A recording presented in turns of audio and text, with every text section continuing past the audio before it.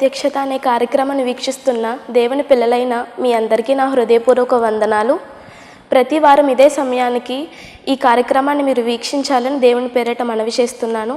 ఇప్పుడు reverend doctor KJR Palaraju గారిచే అందించబడుతున్న వాక్యమును మీరు విని దైవాశీర్వాదం పొందాలని కోరుకుంటున్నాను. వాక్యాన్ని వినే ముందు ఒక పాటను మనం విందాం. విజన్ ఆఫ్ గాడ్ మినిస్ట్రీస్ వారి ఆధ్వర్యములో Sudheer Paul memorials new Jerusalem central church Mandapeta వారి సమర్పణలో నీవే నా బలమా అనే ఈ గీతం అనేకులకు ఆశీర్వాదకరంగా దేవునికి మహిమకరంగా ఉండాలని ఆశతో మీ కొరకు అందిస్తున్న ఈ గీతం యేసయ్యా నా యేసయ్యా నీవే నా బలమా అనే ఈ గీతం అనేకులు విని ఆశీర్వదించబడాలని దేవుని పేరిట ఆశిస్తున్నాము. దేవుడు మనలందరినీ దీవించునుగాక. ఆమేన్.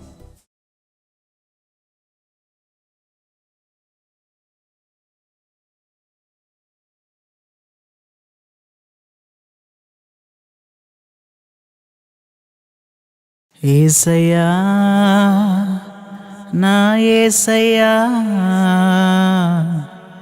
నీవే నా బలమా.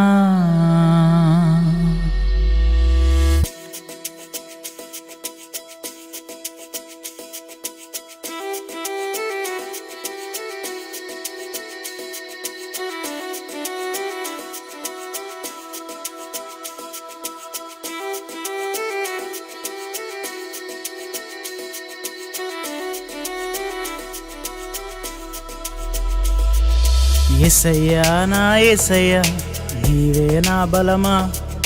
యేసయ్యా నా యేసయ్యా నీవే నా ధ్వజమా. నా కొండ కోట నా అండదండ నా రక్షణ దుర్గమా నా శైలమా. నా కొండ కోట నా అండదండ నా రక్షణ దుర్గమా నా శైలమా. స్తుతి స్తుతి నీకే నా ఆరాధన నీకే. స్తుతి స్తుతి నీకే నా ఆరాధన నీకే.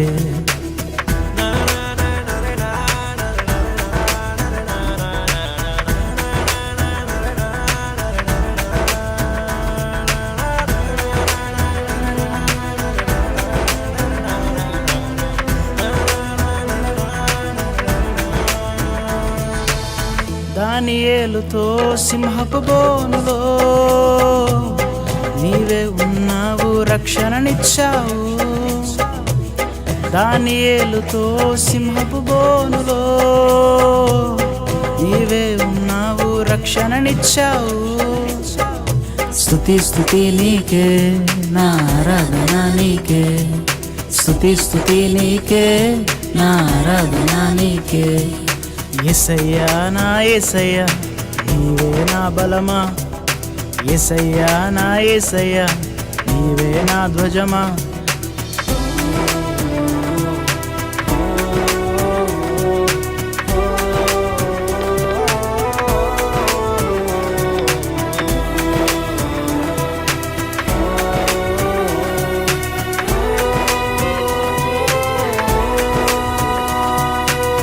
షడ్రకు మేషకు అబేద్నెగోలతో తోడై ఉన్నావు అద్భుతం చేశావు. షడ్రకు మేషకు అబేద్నెగోలతో తోడై ఉన్నావు అద్భుతం చేశావు. స్తుతి స్తుతి నీకే నా ఆరాధన నీకే. స్తుతి స్తుతి నీకే నా ఆరాధన నీకే. యేసయ్యా నా యేసయ్యా నీవే నా బలమా. యేసయ్యా నా యేసయ్యా నీవే నా ధ్వజమా. మన ప్రభువును రక్షకుడైన యేసుక్రీస్తు శుభనామములో మన బ్లెస్సింగ్ ఛానల్ ద్వారా న్యూ జెరూసలేం సెంట్రల్ చర్చ్ సంయుక్తముగా నిర్వహిస్తున్నటువంటి ఈ యొక్క దేవుని ప్రత్యక్షత అనేటువంటి కార్యక్రమంలో మిమ్మల్ని చూడడానికి, మిమ్మల్ని కలుసుకోవడానికి, మీతో మాట్లాడడానికి ప్రభువు నాకు ఇచ్చినటువంటి గొప్ప అవకాశాన్ని బట్టి మీ అందరికీ కూడా వందనాలు. మరి దేవుని మహాతిశయమును బట్టి ఈ సెప్టెంబర్ మాసములో దేవుని వాక్యమును మనము ధ్యానించుకోవడానికి పరిశుద్ధాత్మ దేవుడిచ్చిన అవకాశమును బట్టి నేను ఎంతో ఆనందిస్తూ ఉన్నాను. మరి వాక్య ధ్యానంలోనికి వెళ్ళే ముందుగా ఒక సూచన ఏమిటంటే, చాలామంది వాక్యాన్ని వీక్షిస్తూ ఉన్నారు, కానీ ఆ యొక్క కార్యక్రమం పూర్తి అవ్వకుండానే మరి ఫోన్ చేస్తూ ఉన్నారు. దయచేసి క్షమించండి. వాక్యము వీక్షించిన తర్వాత, వాక్యాన్ని విన్న తర్వాత, మెసేజ్ అయిపోయిన తర్వాత మీరు ఆ ఫోన్ నెంబర్ని నోట్ చేసుకుని అప్పుడు మాత్రమే ఫోన్ చేయవలసిందిగా ప్రభుపేట నేను మిమ్మల్ని కోరుతూ ఉన్నాను. దయచేసి ఈ విషయాన్ని గమనించండి. వాక్యం వినిన తర్వాత మీరు ఫోన్ చేయండి, నేను మీతో మాట్లాడడానికి సిద్ధంగా ఉంటాను. మంచిది. చిన్న ప్రార్థన చేసుకుని వాక్య ధ్యానంలోనికి వెళదాం. ప్రార్థన. ప్రేమ కలిగిన తండ్రి, పరిశుద్ధుడా, మీకు వందనాలు. మీ నామమును బట్టి నాయన బ్లెస్సింగ్ ఛానల్ ద్వారా దేవుని ప్రతీక్షత అనేటువంటి కార్యక్రమాన్ని వీక్షిస్తున్నటువంటి దేవుని పిల్లలైనటువంటి వారందరిని బట్టి నాయన మీకు మేము స్తుతులు చెల్లిస్తూ ఉన్నాం. వారందరినీ దీవించి ఆశీర్వదించి మేలులతో నింపండి నాయన. నువ్వు ఏమి మాట్లాడబోతున్నావో ఆ వాక్యాన్ని మా జీవితాలకు అన్వయించుకోవడానికి సహాయం చేయమని యేసయ్య నామములో అడుగుచూ ఉన్నాము తండ్రి, ఆమేన్. మంచిది.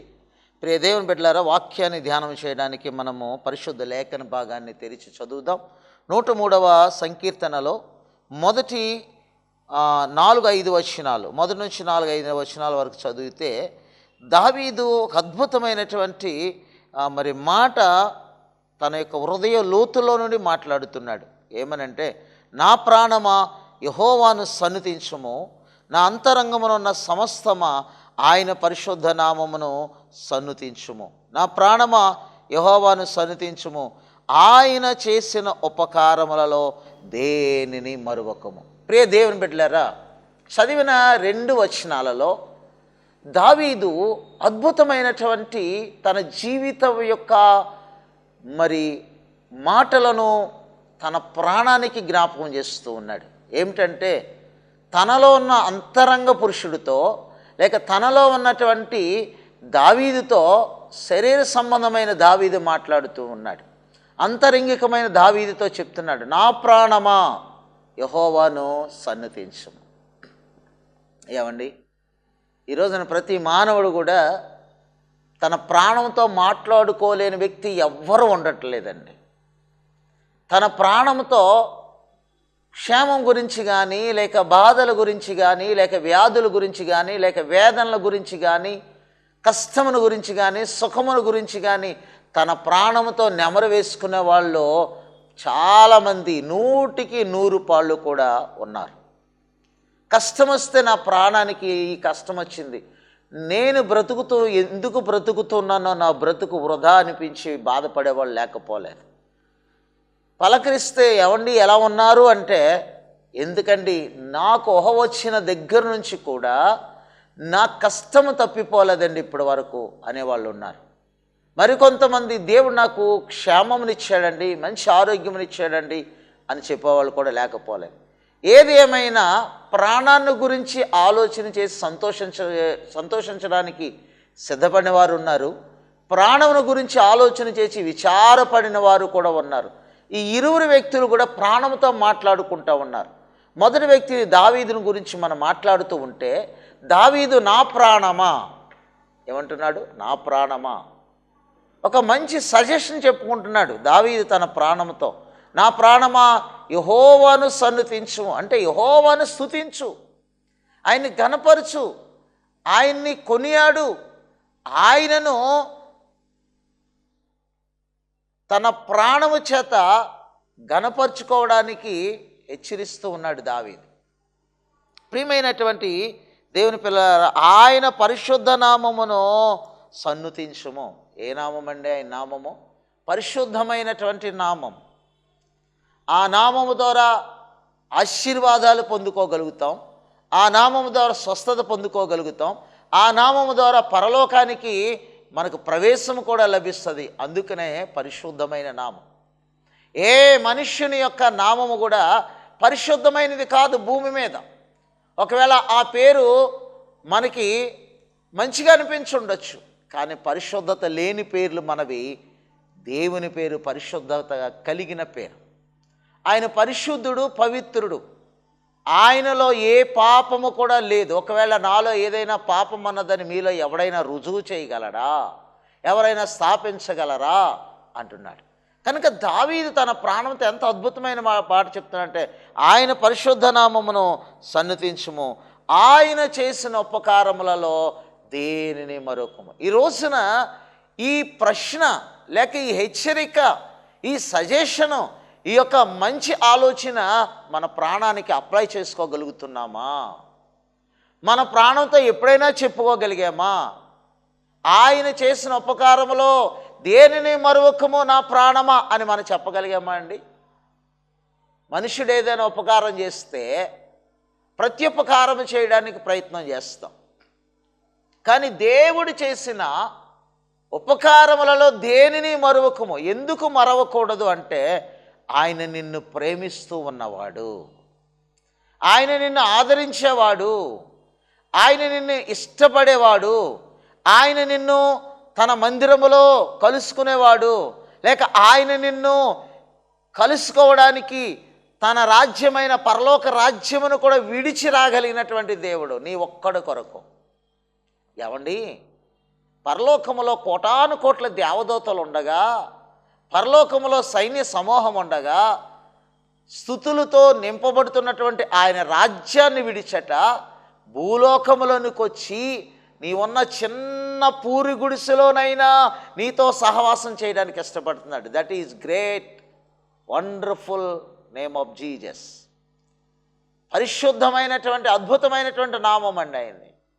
ఒకవేళ నీ స్నేహితుడి నీకున్నటువంటి ఆ పూరి గుడిసెని బట్టి, లేకపోతే ఆ యొక్క మరి చిన్న గృహాన్ని బట్టి నీ ఇంటిలోనికి రావటానికి సంశయించి రాలేకపోయి ఉండొచ్చు, కానీ అద్భుతమైనటువంటి దేవుని రాజ్యమును, ఆయన సింహాసనాన్ని విడిచిపెట్టి నీవున్నటువంటి ఆ చిన్న టైల్డ్ హౌస్లో కూడా రావడానికి ఇష్టపడుతున్నాడు. అందుకనే ఆయన చేసిన ఉపకారములు దేనిని మరొకము. ఏం చేశాడు దేవుడు ఉపకారం? నీ బలహీన సమయంలో నీ దగ్గరకు వచ్చి ఆదుకున్నవాడు ఆయన చేసిన ఉపకారం కాదా? నీవు ఆసుపత్రిలో ఉండగా, చావు బతుకుల మధ్య కొట్టుమిట్టాడుతూ ఉండగా, ఇదిగో ఒక పరమ వైద్యుడిగా డాక్టర్లందరూ కూడా, అనేక మంది డాక్టర్సు, ఆ హాస్పిటల్లో ఉన్నటువంటి వైద్యులందరూ నిన్ను పరీక్షించి లాభం లేదని చెప్పినప్పుడు, నీ బంధువులు, నీ చుట్టాలు, నీ ఇంటివారు, నీ యొక్క స్వజనులు అయ్యో నీవు దూరమైపోతున్నావని వాళ్ళకి బాధ కలిగినప్పుడు, చేతులెత్తేసినప్పుడు డాక్టర్లు సైతము పరమ వైద్యుడిగా దేవుడు నిన్ను కాపాడినటువంటి ఆ యొక్క కృప, ఆ ఉపకారాన్ని నువ్వు మర్చిపోయావేమో. దేవుడు నిన్ను ఆ రోజున కాపాడకపోతే, ఆ రోజున నీకు సహాయం చేయకపోతే, ఆ రోజున నీకు మేలు చేయకపోతే, ఆ రోజు నీకు ఉపకారం చేయకపోతే, ఈ రోజున ఈ వాక్యాన్ని వినటానికి కూడా నీ గదిలో ఈ దేవుని ప్రత్యక్షత అనే కార్యక్రమాన్ని చూడని వ్యక్తిగా ఉండేదానివి.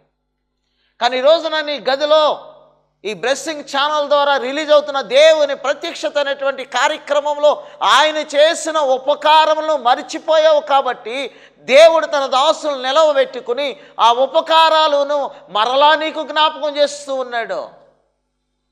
నాకు తెలుసు నీ జీవితంలో దేవుడు ఉపకారాలు ఎన్నో చేశాడు.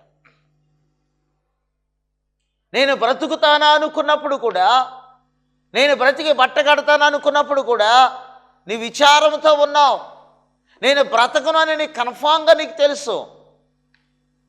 ఒకవేళ నువ్వు కరోనాలో చచ్చిపోతానికి నువ్వు ముందుకు టైం నడిపించినప్పటికీ కూడా, మరణదూత నీ దగ్గరకు వచ్చి ఆవరించినప్పటికీ కూడా, దేవుడు ఆ మరణాన్ని తీసివేశాడండి.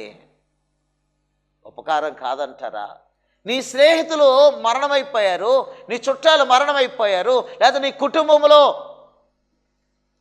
నీ వారు నీకు దూరమై ఉండొచ్చు. ఆయన చేసిన ఉపకారములు ఈ రోజున ఈ వాక్యము ద్వారా, దేవుని ప్రత్యక్షత అనేటువంటి కార్యక్రమం ద్వారా దేవుడు మాట్లాడుతూ ఉన్నాడు. ఆయన చేసిన ఉపకారములలో దేనిని కూడా మరవకూడదు. ఆయన మనుష్యుడు చేసే ఉపకారం కాదండి. ఏ మనుష్యుడైతే చేయలేని ఉపకారం ఉంటుందో అది నీ పట్ల, నా పట్ల ఆయన చేయడానికి సిద్ధమైనటువంటి వాడు. మనుషుడు చేసిన ఉపకారానికి ప్రతి ఉపకారం చేయగలుగుతామేమో, కానీ దేవుడు చేసిన ఉపకారానికి మనం ఏ మాత్రము కూడా ఆయనకు ఉపకారం చేయలేము. కాకపోతే ఆయనను సన్నుతించాలి. దావీదు అంటున్నాడు, నా ప్రాణమా యెహోవాను సన్నుతించుము, నా అంతరంగమునున్న సమస్తమా ఆయన పరిశుద్ధ నామమును సన్నుతించుము, నా ప్రాణమా యెహోవాను సన్నుతించుము. ఆయన చేసిన ఉపకారములలో దేనిని కూడా మరవకూడదు. ఎందుకు చెప్తున్నాడు దేవుడు అంటే, మానవుడికి మర్చిపోయే గుణం ఎక్కువ అండి. మానవుడికి మర్చిపోయేటువంటి, అందులో దేవుని చేసిన కార్యాలంటే మర్చిపోయేటువంటి లక్షణం ఎక్కువ.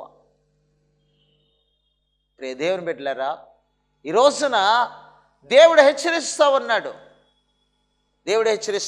ఎందుకు మనము ఆయన చేసిన ఉపకారాలు మనం మరవకూడదు? మనకి దేవుడు ఏమేమి ఉపకారాలు చేశాడంటే, ఇక్కడ మనం చూసినట్లయితే ప్రియులారా, ఇదిగో ఆయన మన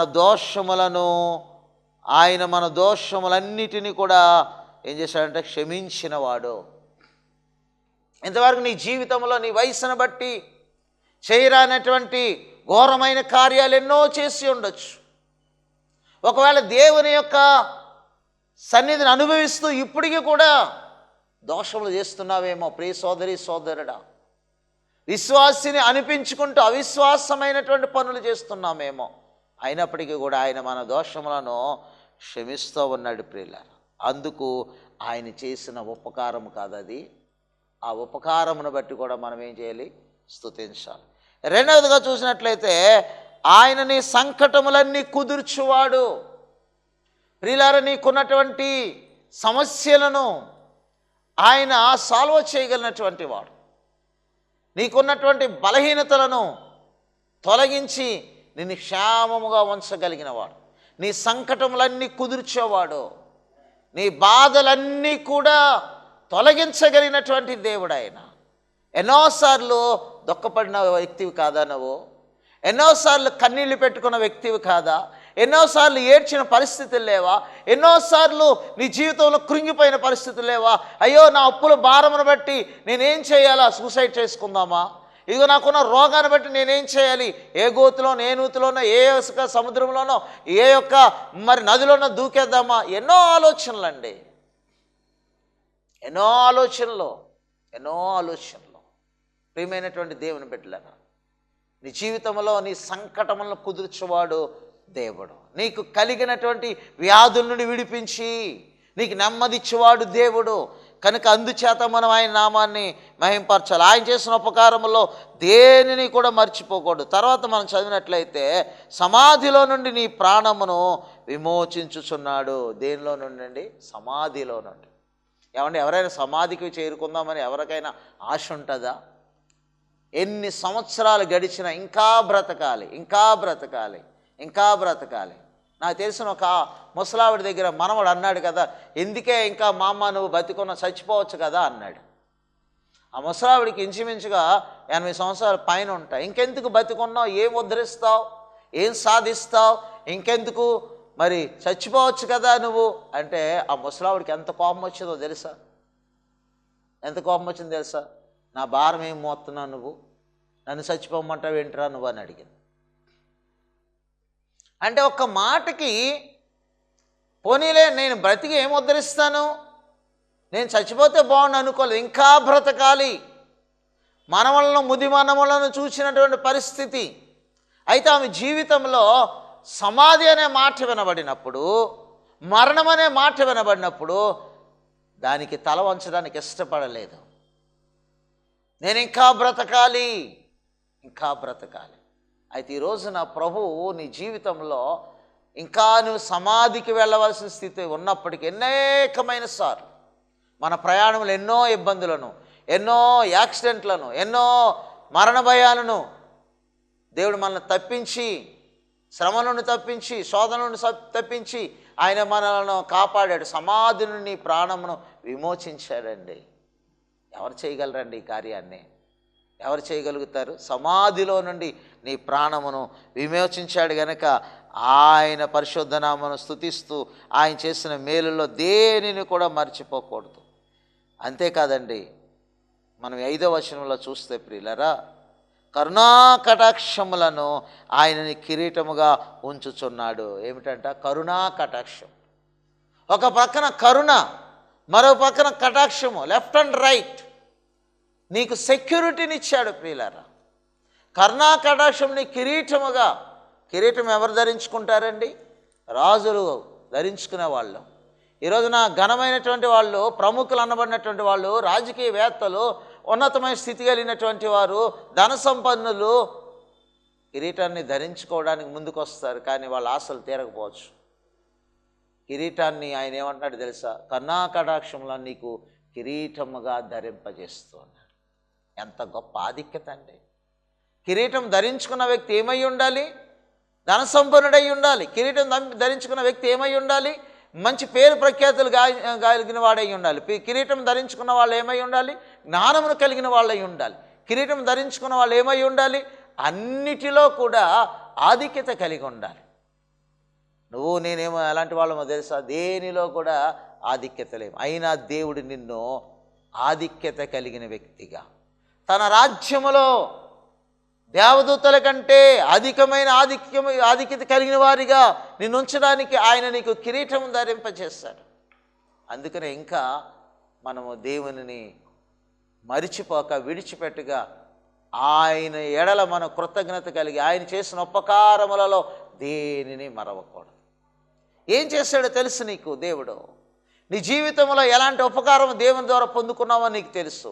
నీ జీవితంలో ఎలాంటి ఆలోచన నీకున్నదో తెలుసు. కానీ నీ యొక్క సంతోషము కొరకు, నీ యొక్క ఆశీర్వాదము కొరకు దేవుడు ఒక గొప్ప ఆధిక్యత ఇస్తా ఉన్నాడు. ప్రియులారా, నా ప్రియమైన దేవుని బిడ్డలారా, ఈ రోజున నీ జీవితంలో ఒక అద్భుతమైనటువంటి ఆశీర్వాదాన్ని సంపాదించుకోవాలి. ఒక అద్భుతమైన ఆశీర్వాదాన్ని పొందుకోవాలి. దేవుడు నీ ఎడల ఎంత ప్రేమ కలిగి ఉన్నాడు తెలుసా? మరణము నుండి కూడా జీవములోనికి దాటించాడండి. ఏమండి? ఆయన చేసిన ఉపకారములలో దేనిని కూడా మరవకుండా కృతజ్ఞతాస్తుతులు కలిగి ఉంటే ఆయన నిన్ను హెచ్చించువాడు. ఈ నూతన సంవత్సరంలో, ఈ 9వ నెలలో దేవుడు నిన్ను ఇంకా బ్రతికి ఉంచాడంటే కారణం ఏంటో తెలుసా? దేవుని ఉపకారాలను పొందుకోవడం కోసం. ఆయన చేసిన ఉపకారములలో దేనిని కూడా మరవకుండా కృతజ్ఞత కలిగి ఆయన స్తుతి చెల్లించితే చాలండి. మనుష్యుడు నీకు ఉపకారం చేస్తే నీ యొద్ద నుండి మరలా ప్రత్యుపకారము కోరుకుంటాడు.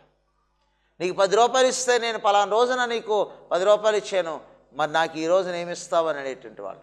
కొంతమంది మానవులు ఎలాంటి వారుగా ఉన్నారంటే, మా ఇంటికి వస్తూ ఏం తెస్తారు, మీ ఇంటికి మేము వస్తే ఏం పెడతారంటారు. రెండు వైపులా జలగవలే, రెండు వైపులా సంపాదన, రెండు వైపులా కూడా లాక్కునే పరిస్థితి.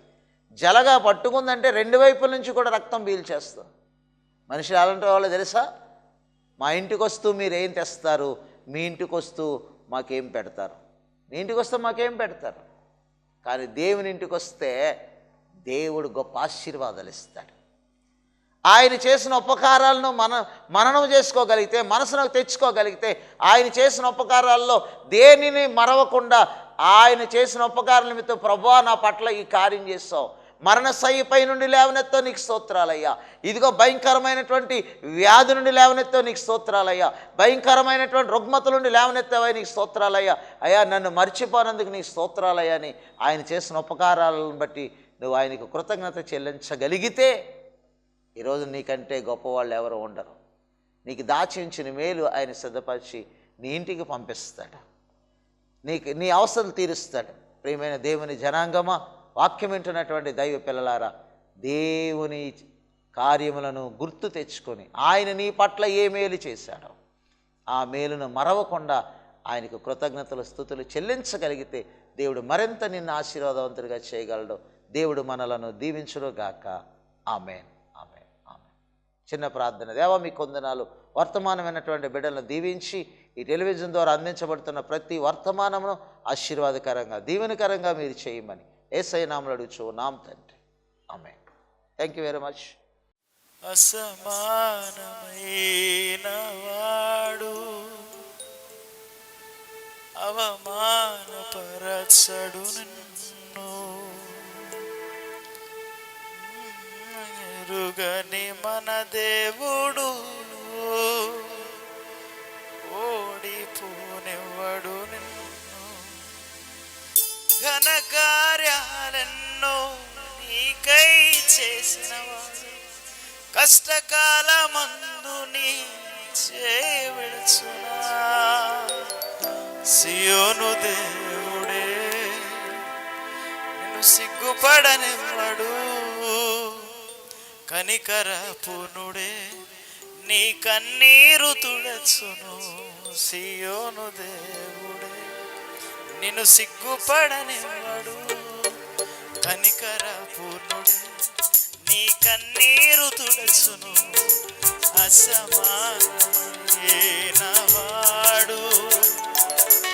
అవమానపరచడు నిన్ను. ఓటమిరుగని మన దేవుడు ఓడిపోనివ్వడు నిన్ను. ఇదిగో దేవుడు నీతో సూటిగా గొప్ప దైవజన నోట నుండి వచ్చిన ప్రతి మాట నీ జీవితంలో విలువైన ముత్యము లాంటిది. అటువంటి ముత్యములు కలిగినటువంటి మాటలను విని నీ జీవితంలో అన్వయించుకోని పరిస్థితిలో నీ ఉంటే ఆ బ్రతుకు నిష్ప్రయోజనమే, నిష్ఫలమే, ఉపయోగము లేనిదే. ఈ దేవుడు నీతో సూటిగా నీతోనే నీ హృదయమునే బలపరచునంతగా బలపరచు.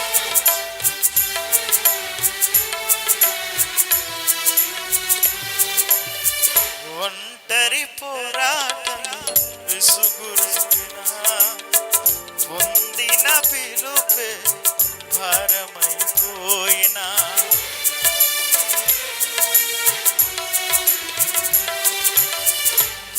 నీవులందరూ అవమానిస్తున్నా నమ్మదగిన వారు లేక నిరాశతో నిలిచిన పిలుపునే విడచి మరలిపోకుమా. న్యాయాధిపతియే నాయకునిగా నిలుపును నిన్ను, పిలుపునే విడచి మరలిపోకుమా. న్యాయాధిపతియే నాయకునిగా నిలుపును నిన్ను, పిలచిన దేవుడు నిన్ను మరచిపో. మా చిరునామా రెవరెండ్ డాక్టర్ కేజేఆర్ పోలరాజ్ గారు, new Jerusalem central church, Saidilpet, Mandapeta, doctor BR Ambedkar, Konaseema district, Andhra Pradesh. మా సెల్ నంబర్స్ 9676497742 మరియు 9618277996.